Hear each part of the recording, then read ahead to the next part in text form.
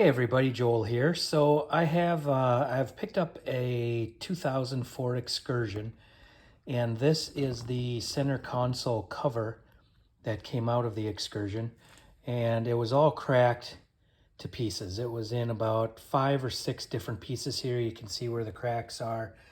I don't know, they must have accidentally dropped something on it and just shattered it. So I happened to find the pieces. I took this off. You can take the hinge off very easily.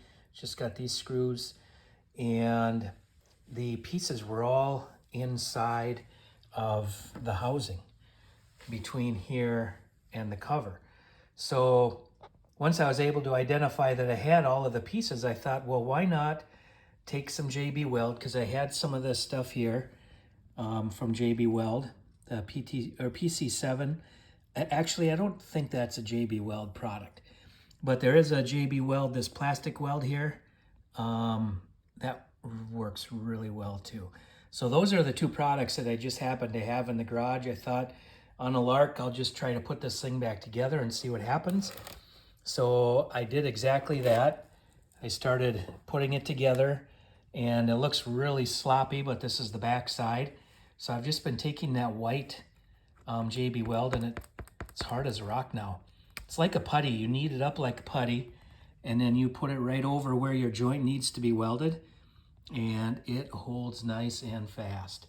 So then I used some of the black. I mixed up the PC7, and I put that around. I had to fasten in the screw. This screw pocket was busted off, and this one over here was busted off. I'm not confident that I'm going to have good success welding those on with this, but we'll see. We'll give it a try. But that's going to leave me with some kind of unsightly cracks on the other side here. I do have one more piece to get put in, but I'll work on that now after all this is set up. But then some of these other cracks that are a little unsightly, this crack isn't actually that wide. It's just the interior color makes it look a lot wider than it is. But I'm going to take some of this plastic bonder from JB Weld, and it dries tan from what I understand. And this is a filler that will actually take and fill in some of these cracks, because I've got a doozy of a crack here. It's all welded on the back. And then I've got some cracks along here, and I'll fill all of these in. And even these cracks in the top, I should be able to fill those in and just give them some extra strength. Like I said, I'll show you the bottom again a little closer up, but that's all been welded together with that white putty.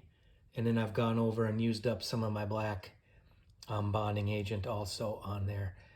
So I don't know, we'll hang in there and see how it turns out. I put this piece of tape on just to kind of help as a clamp to keep this part right here together. But yeah, I'll get the rest of this done, and then we'll see what it looks like after we're all together here. So I use this tan plastic bonder for the top cracks. All the bottom cracks got filled in really nice and tight. So I just wanted to get some binder into this crackage that I had on the top. And I filled all of that in, and then I went ahead and sanded it. It looks really bad because it's all been lightly sanded. It looks ready for paint anyways. So this stuff should take paint, and it did sand down good. I did smooth it out with the stick that came with the JB Weld, and worked out really well. So I'm going to go ahead and paint this. I found a Krylon Fusion. We'll see how that works. That was at Menards. It's an all-in-one paint and primer. I don't know about that. I might still shoot a primer on it just to give me a little bit better etch on it. So she'll take the paint a little bit better. And this is all roughed up really well, good and scratched. And that very high polished centerpiece, I don't know, it's kind of a lacquer finish on a fake wood. But I'll get that painted too.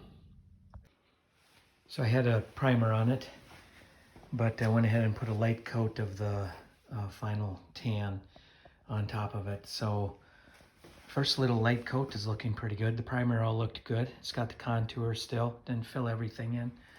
But this isn't the best finish. I could have sanded it, spent some more time on it, but I'm not looking for perfection. I'm looking for functionality, and not having to spend $100 on a new used cover for that center console. So we'll take a look back after we get all of the coats on here. So there we have it with about 4 coats of paint on it. I'm going to bring it out and get it installed. I think it turned out okay. It's not perfect by any means, but it is way better than the cracked mess that I did have before. Well, there we have it all installed. It is an absolutely terrible color match. But I tell you what, it's all together in one piece.